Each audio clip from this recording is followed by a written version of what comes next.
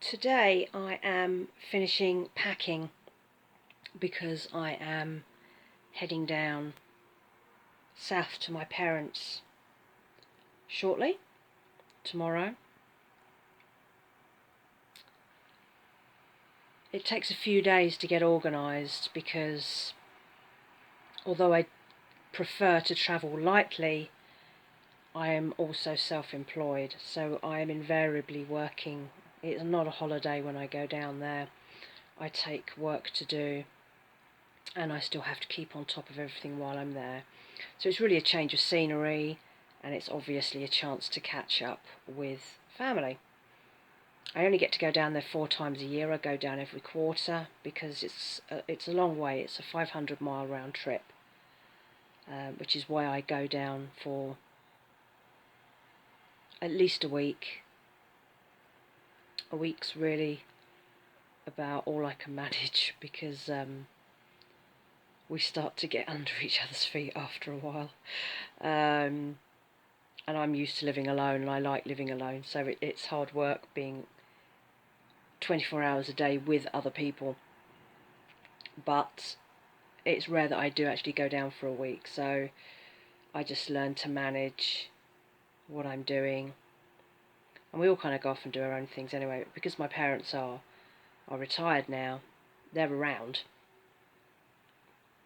So it's not like everyone goes out to work all day and I'm there on my own. It's like it's in your face the whole time. So it can be a little bit of a challenge, but you know, my parents are older now, and I don't want to miss out on as much time as I can get with them. It's unfortunate that I live so far away, but I'm stuck with that because I can't afford to move any nearer. It's just too expensive. And also my brother and his wife, they live in the same village, and they have 3 young kids, and those kids are growing up fast, and I'm missing a lot of that. Anyway, so that really wasn't what I was going to talk about. I'm going to show you the packing that I have, and this is why I could never give up my car, because you couldn't get this on a train. So have a look at this. This is most of it. I've still got to pack all my computer equipment, but that'll only be a small bag. So the blue bag on the top right is work stuff. I've got my printer in there. I've got a selection of the things that I make because I need to do a lot of short video recording for YouTube and Instagram, and I just thought I'd take everything down with me and crash it out. Now, while I'm away, I don't like putting my Etsy store on vacation because everything disappears and no one can browse. So what I do, I extend out the processing times and the things I'm not taking with me, and then if any of the items sell that I've taken with me, I will go to the post office while I'm down. So, you know, hopefully, I usually do make a sale. I can guarantee as I'm driving down, someone will buy something. So that's why I extend out the dates. Suitcase top left, bottom left is all my walking gear and what have you, walking boots and tracksuit stuff and all that sort of thing, because I like to make the most of that. And then wash bag, those couple of little bags in the top middle are gifts and things that I need to pass on to people, where I've missed everyone's birthday so far this year, and I've missed Mother's Day and all the other bits and bobs. So that's predominantly the packing. I put all my car seats down the back and it all fits easily. It's never a problem. I also need to prep the flat, so I'm going to clean all the way through, mop all the floors. We set up a light on timer just in case, although I don't always do it, but now I've got the LED lights, it's not such a waste. And I need to water all the plants, make sure everything that's out in the garden is going to survive while I'm away. This time of year isn't too bad, it's not too hot, I can water the plants indoors and they'll be fine. Outside isn't going to get dry, it's going to be, I think April's just going to be a standard April. When it's like in the summer, June and September, those dates when I'm away, that could be problematic. I can come back and find that things have died if we've had a really dry spell. But you just have to hope for the best. There's only so much you can do. So yeah, today is a day of finishing packing, getting the car ready, cleaning, watering plants, going through checklists, and generally winding down, ready for the long drive tomorrow morning. Fun times, road trips. I love a road trip. Although it's not the most interesting of road trips when you're sat on a motorway for 4 or so hours, but hey ho, before you know it, you're there. 2 weeks ago I reported to my tenant agent who manages the flat that I had a leak on the cistern of my toilet. I think it's the same thing that happened a couple of years ago, and it's the seal to the overflow which is leaking. That was 2 weeks ago, and I'm still waiting for something to be done. Surprise, surprise. And of course now I'm going away for 2 weeks, so I've worked out how to drain the cistern off so there's no water in it while I'm away, so it won't leak. I mean, it will leak, but there'll only be a little bit of water in the bottom. And it's not leaking heavily at the moment, but if it gets worse while I'm away, the downstairs neighbours aren't going to be terribly impressed. And my landlord will probably blame me for it, for not pushing for the repair. So I'm just going to drain the cistern off. I'm going to leave something underneath to catch any drips that do come out. And then I will chase them like a ton of bricks when I get back, because that will then be 4 weeks. What will probably happen is that whilst I'm away, a plumber will call and ask to come and do it. And I will have to tell him that I'm away. Now, normally you give access to people who need to come and repair things if you're not around. And they can do that. I don't mind if it's just like for a day or something, if I'm going to be out and someone's coming around to do something, like every 6 months they come in and do a flat inspection to make sure we haven't trashed the place or broken things and all that sort of stuff. But if I'm going to be away for 2 weeks, I'm just not comfortable with some random stranger who they don't properly vet to come round. They, all the operatives that they use, they pick the cheapest people they can possibly find. So some of the work that we've had done around the buildings and out the back has been absolutely dreadful. And they're much more worried about the price than they are about the quality of the work. So if the work's rubbish, they just end up having to pay again to do it, or they just don't redo it. There are things that were done last year that went wrong very quickly and haven't been readdressed. Because the landlord is really tight, he's notorious for it, all the operatives know it, and whenever they come round I like to have a chat with them, and they're always saying about how, you know, they're just trying to make a living. They're all self-employed, they're doing what I'm doing, they're just trying to put a roof over their heads, you know, pay their rent, feed their kids, that sort of thing. And it's hard, and the landlord just doesn't give a what's it. He just wants the cheapest possible rates he can get, so he gets some right cowboys in. So I don't really want people letting themselves into the flat while I'm not here. You know, what if they leave a light on, forget to lock the door, have a little look around while they're here, because you hear about these things.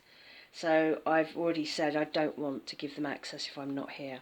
So it's just going to have to wait till I'm back. But because I've drained the cistern off, it's not urgent, it's not going to be essential, and I shall just chase them when I get back if no one has called me. But I can bet you bottom dollar I'll be driving down south tomorrow and someone will call. Because that's always the way, isn't it? Anyway, so that's another little job I need to do, which I shall do first thing in the morning. Before I go, I shall drain that cistern off so that we don't get any leaks.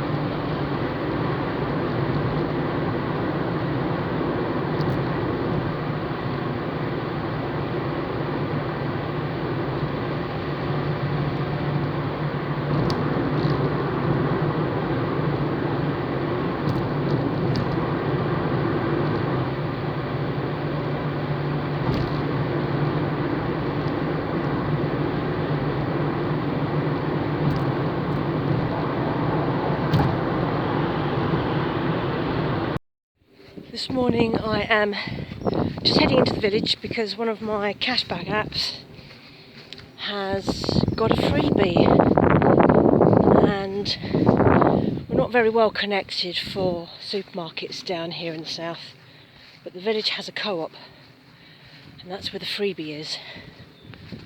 So I'm going to go and see if I can get it, because just being away doesn't mean not taking advantage of a freebie.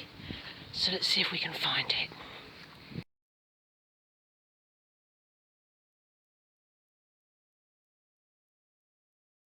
A freebie. £1.30 for that. I mean, why would you?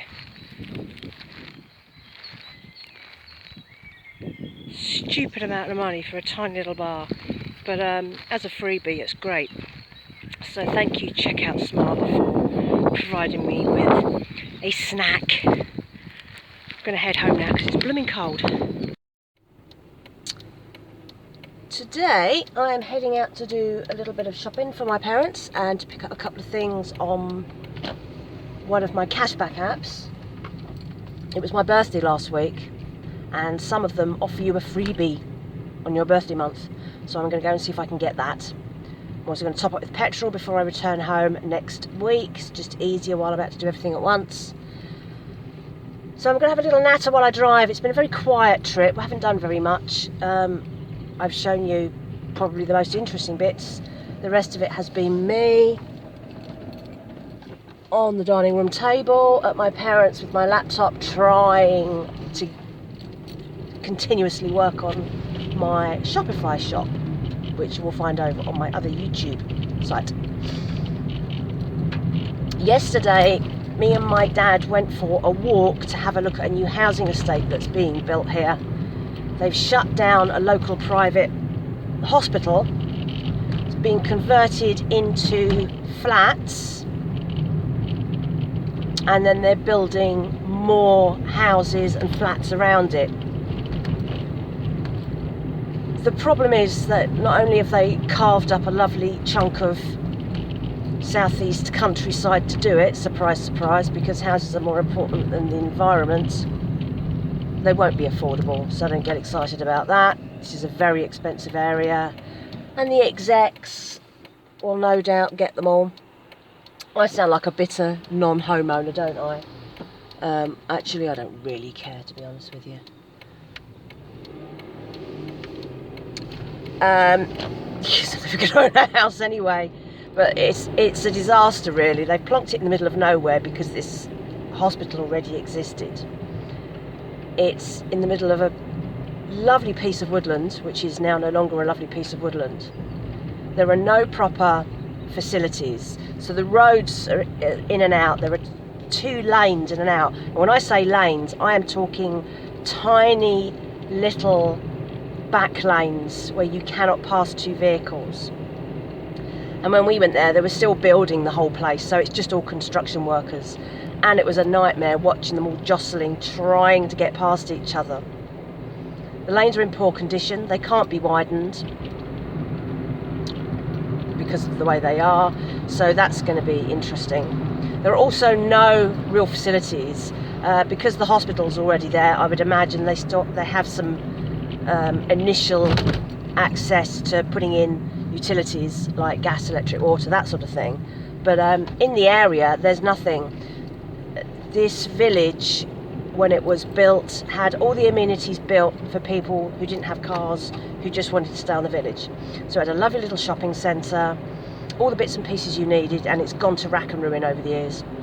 The shopping centre is now owned by people who don't live in the country, and they get subsidies for letting the place go derelict, so most of the shops are empty, the ceilings are falling in, it's just appalling. There are very few shops there. We have a decent dentist surgery, which is why I come down here, but it is private, it's not NHS, and that's not cheap.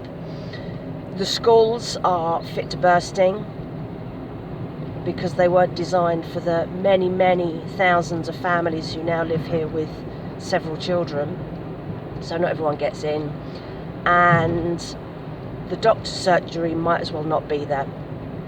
It hasn't performed well for a long time. It's overburdened, overstretched, underfunded and understaffed.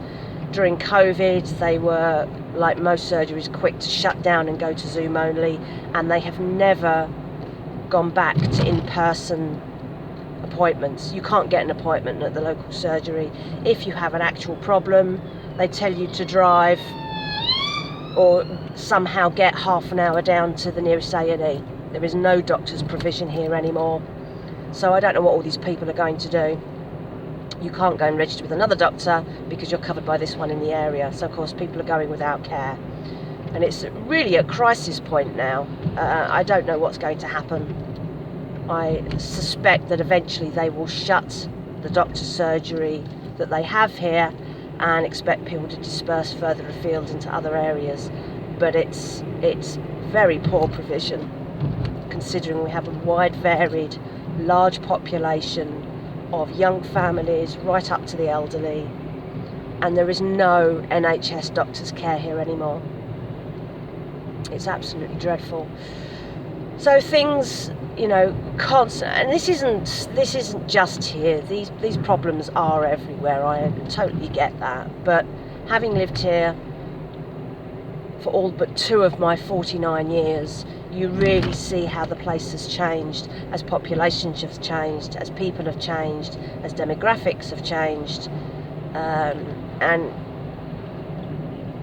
it's sad. I mean, it could be worse. My parents think it's dreadful, but they've never lived anywhere else in 50 years. So they just see what they see here. They don't realise how much nicer it still is here than it is in a lot of other places. They wouldn't want to be living where I live, that's for sure. Anyway,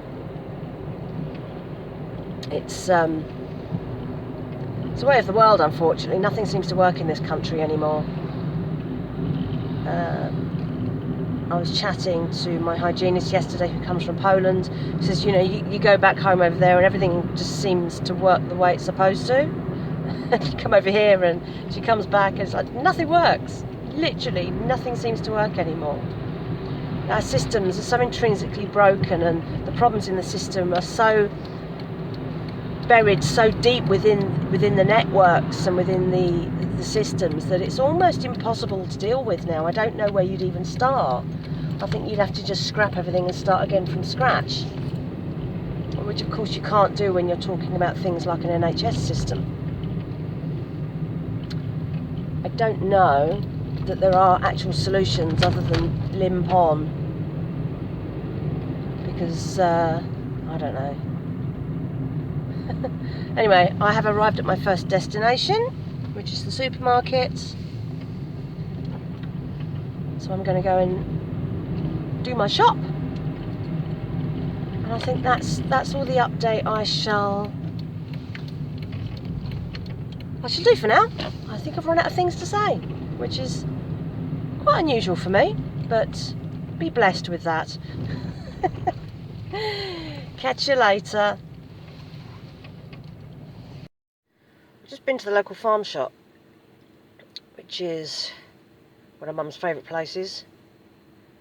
Pick up some veg. They're a lovely, lovely shop, full of local grown, etc, etc. But look at the cost of this. This is like almost a month's shopping for me. And it's just a small number of things. It's crazy. How the other half lives, eh? I managed to get my birthday freebie. That'll do, won't it? £3. I bought it on my Nectar card, because I ended up in Sainsbury's, and that means £2.50 with Nectar points. I paid 50p and I'll get £3 back off the app. And I bought this with Shopmium, so I've actually made £2.50 in actual cash. It's got to be a good one.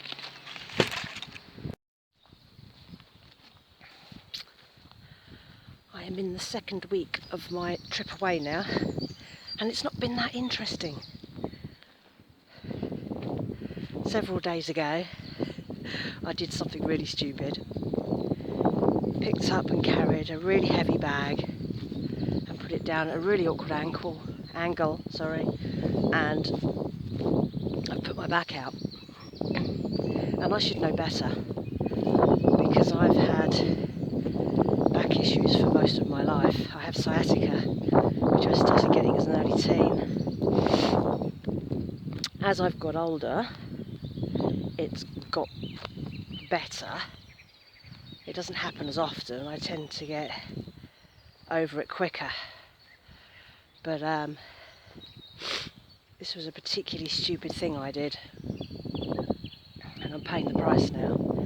I was, the first couple of days, pretty much unable to move. Instead of it just being where it normally is on my left side, it went right across my back, around my hips and down the fronts of my legs, which is pretty unusual for me. I've never had it like that before. I'm more mobile during the day now. I can feel it in my left side, but all the other pain's gone. But it's the nights that are the problem, because lying still all night means I completely seize up. Once I get going, I'm okay. Or at least mostly. I can still feel it in my back. Last night was dreadful. And so much pain. I went to bed early because I hadn't slept well the night before. Woke up at 2 a.m, hardly able to move, and I've pretty much been awake since then. Alarm goes off at 8. Took me half an hour just to get out of bed, strategically placing various bits of me until I could almost roll myself out of the bed. So painful. But after about an hour, I was mobile enough, and the weather's gorgeous today, and I'm fed up with just sitting in. And in fact, with something like sciatica, just sitting around doesn't solve the problem. You need to move, because the only way you're going to release that trapped nerve is to do sensible things, of course, like walking. So I've come out for a walk, and not too bad actually. I've also needed to get out because it's week 2 of my stay with my family, and boy have I got cabin fever. There is a reason that I'm single, I have no kids, and I live alone, and it's because I'm rubbish with people. I've always been like it. I used to get very cabin fever even as a child. I hated constantly being surrounded by people, and it's never changed. In an ideal world, I would just come down here for a week, but do it more frequently.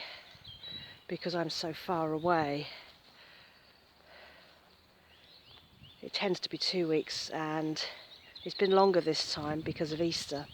I try not to travel on the roads when I think it's going to be busy. I'm quite strategic about how I travel. And the end of my trip is the Good Friday and the Bank Holiday Monday. So that means I will have been down longer than usual.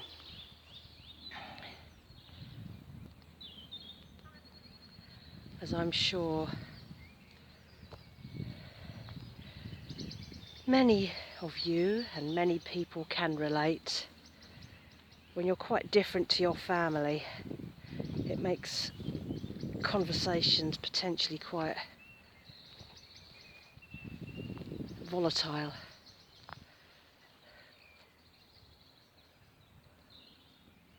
My family, well, they've always been very comfortable. You know, they might say they've had hard times, but they really haven't. My dad's always been in work, in a very good job. They bought their house as soon as they got married. My mum never had to work when we were young. And even though, for instance, my dad complains about the price of energy, they continue to put their heating and their lighting on. And whilst they don't like the costs, they don't seem to worry about paying £5 a year for their gas and electric. So they're not doing that badly. £5,000 a year for gas and electric. It's April, it's beautiful, and they've still got the central heating on. I mean, blimey, I switched my heating off about 3 months ago. We had a conversation the other day. We were talking about, because they live in a bubble, they live in a secure bubble.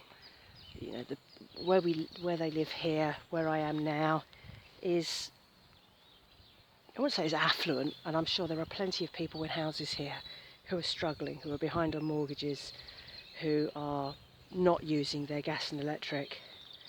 But this is an expensive area. And they will readily admit that despite all their opinions about how people should live their lives and what's wrong with the country, and, you know, let's shut the borders and let's make sure everyone has a job. It's so easy to say, isn't it, when you're not actually having to resolve the problems and you actually don't know how the world exists. My parents have never met somebody who was unemployed. They don't understand what that means. They don't understand the concept of going without. And when you hear them giving their opinions on how people should be living their lives, when they know nothing about how people live their lives, it's really hard not to say anything. And sometimes I say things and it gets tense and it gets a little bit argumentative, and I know that this is not just me. This happens with all sorts of people.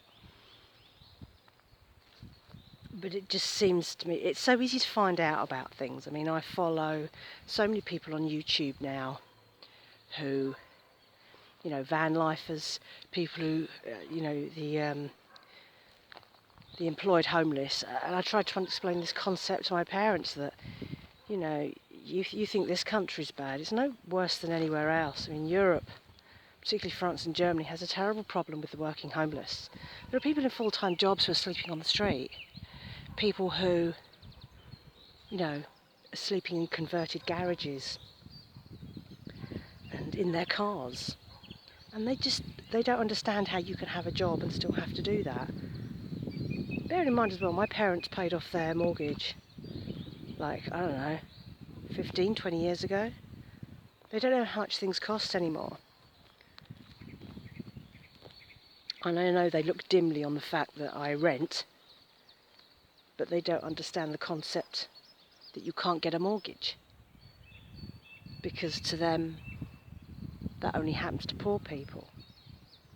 And whilst I have a family who are not poor, and I don't consider myself particularly poor, because I have the basics. You're not poor if you are paying your rent and you are able to put enough food on the table to have a healthy diet. I'm not about overeating, I'm not about stuffing yourself silly with takeaways and chocolate. I'm talking about having, you know, 2 healthy meals a day. That's all you need.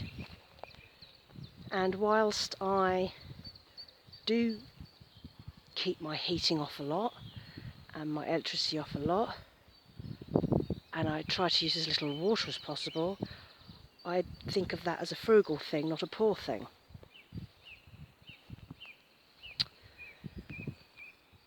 So, you know, it's not black and white. Nothing is ever black and white. And it really irritates me when people have that black and white approach and are very dismissive and, you know, pass comment on the way people live or whatever happens. Like that's the way it is. When they have, it's a basic ignorance. I mean, you can find out about this stuff. It's not difficult if you want to know.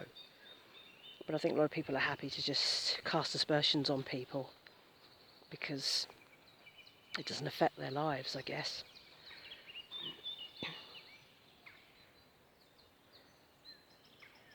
So here I am outside.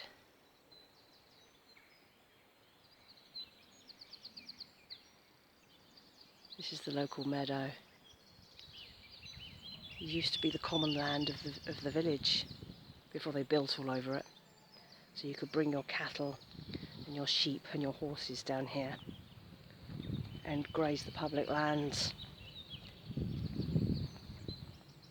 It's full of dog walkers today, but I'm avoiding them by standing in the middle of the meadow because they're all walking around the outside.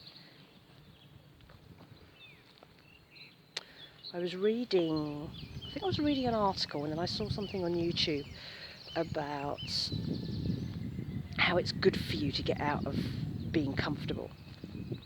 Yeah, I think it was an article I read. If I find it, I'll post a link to it. It's about how being uncomfortable and having to, live on the edge a little bit is good for you. And it's right, we've got very, very comfortable. We're used to having food delivered to the door and all the heat and light we could need. And let's cast aside how much debt that gets you into to start with. It's just the idea that we live very comfortable lives. I don't mind having to push the boundaries on that a little bit. Some people would say that getting out of your comfort zone is having to cook 2 meals a day from scratch, having to switch off your heating in February, planting your own vegetables because it's going to save you money. But I actually like those challenges. I like that thrifty mentality that means I have to push myself a little bit further just to get by. I don't have a problem with that. I think it's good for you. I think of what would happen if something like The Walking Dead or The Last of Us actually happened, and who would survive it because they had basic skills like how to build a fire or how to cook something from raw ingredients. I wonder how long people would survive if KFC and McDonald's and Uber Eats disappeared. I guess that would slim down the population pretty quickly.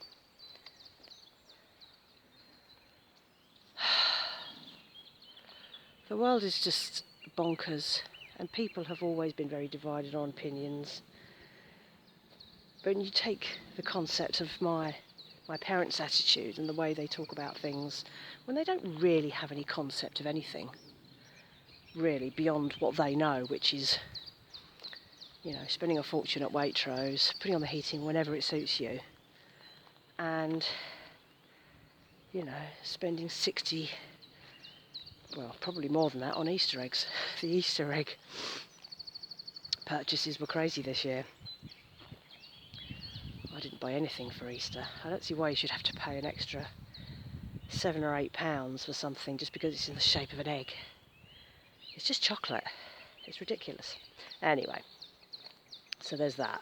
But then when you take, let's try not to get political about this, but when you take the idea that the countries are run by people mostly from privileged backgrounds. I mean, we do have some politicians here in the UK that come from working class backgrounds and have probably had to stress and strive a little bit, but most of them come from posh university educated backgrounds.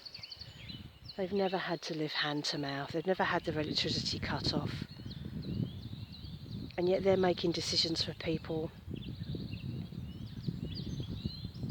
whose lives are on the line as soon as the government decides it's going to cut a benefit.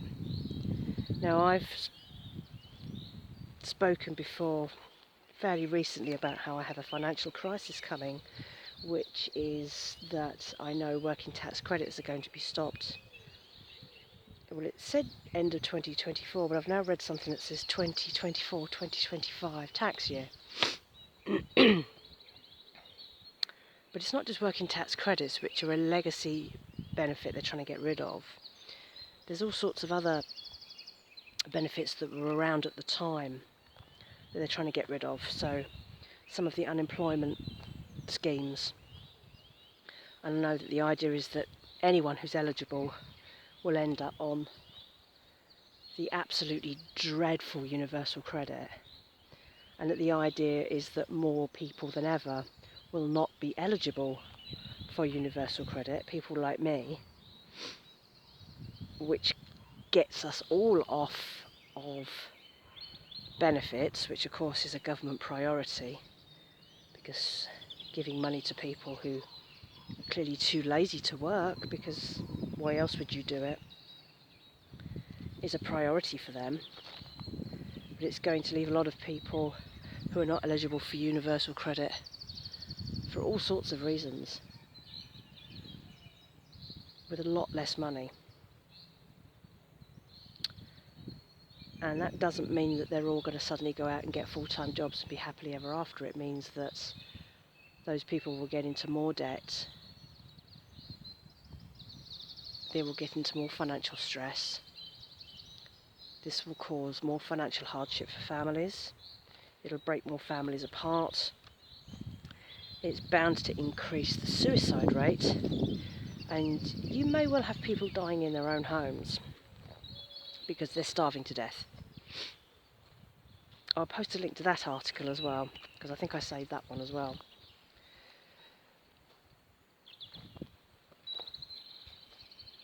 But the country is just such a blooming mess. The majority of people struggle. The majority of people are not well off. And yet the country is run by people who are well off, who, like my parents, live in a bubble and have zero concept of what it's like to live in the actual real world. And the real world these days is like going back to the Victorian period, where we are living without heat and light, where there is very little financial help for people. Otherwise, why would the rate of food banks have increased so dramatically in recent years?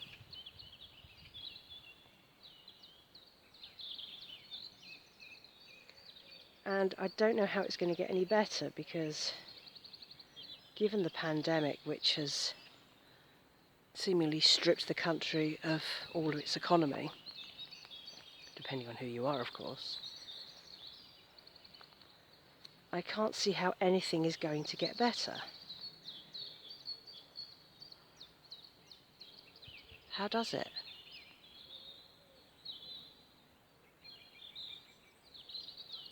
We've been talking recently at home about AI and automation, and how the aim of so many companies is to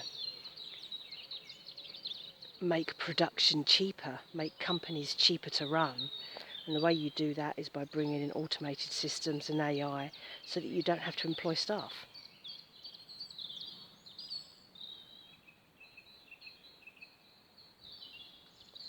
And that means that you then have more unemployed people.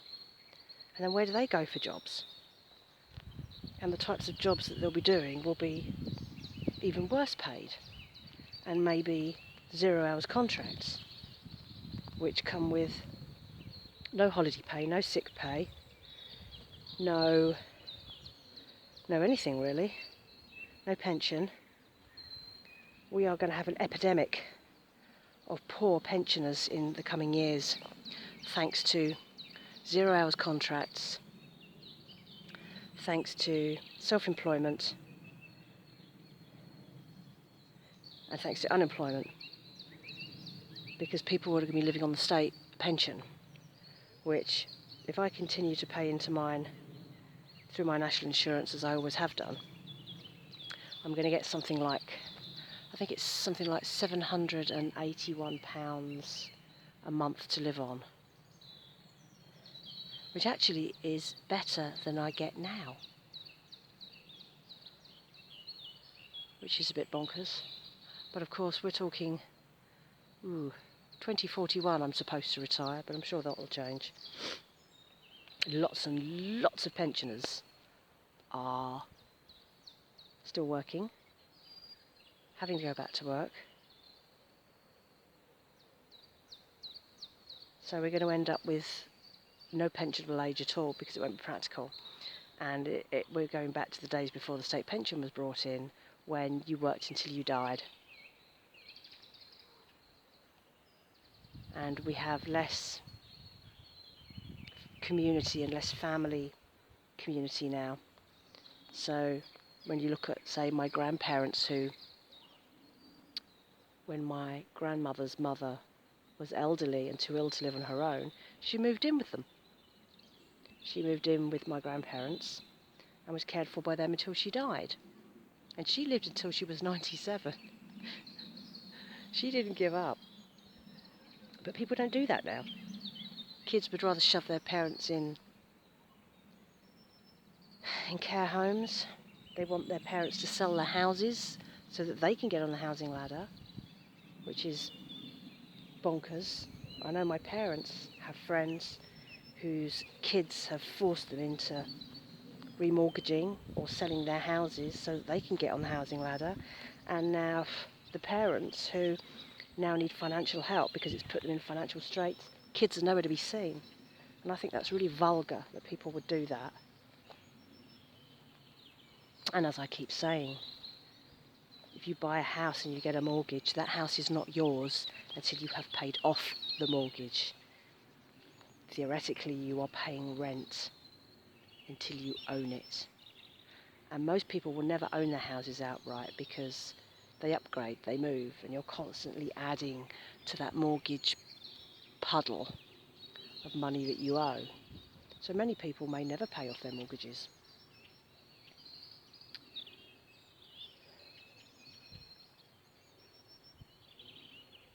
Try to keep my head down.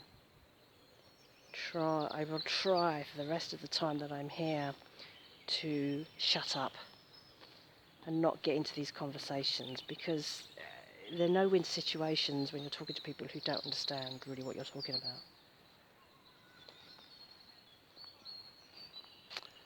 Anyway, my back's feeling pretty good. I've had a bit of a walk.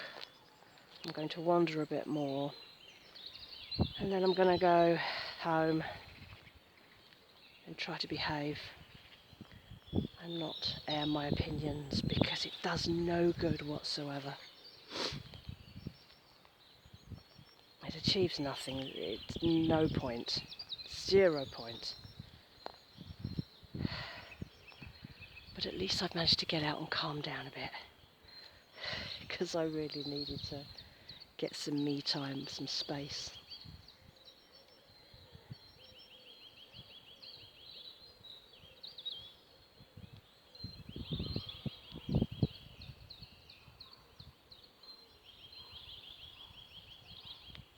It's lovely out here.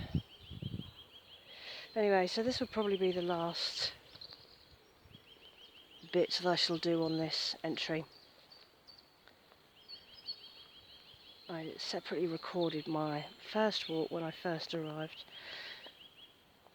and I'm posting that separately after this post because it's long on its own and it doesn't need anything else around it. So it's 2 posts for the holiday visit, which is fine, perfectly fine. You don't need to keep listening to me wittering on. It's getting quite warm now. First week of April and it's warm. So warm. It's lovely.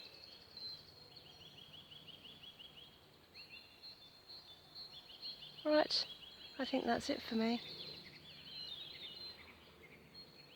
Hope you're having a splendid week. Whatever you're doing, wherever you are. And I hope that you're managing to survive the trials of life, whatever it throws at you.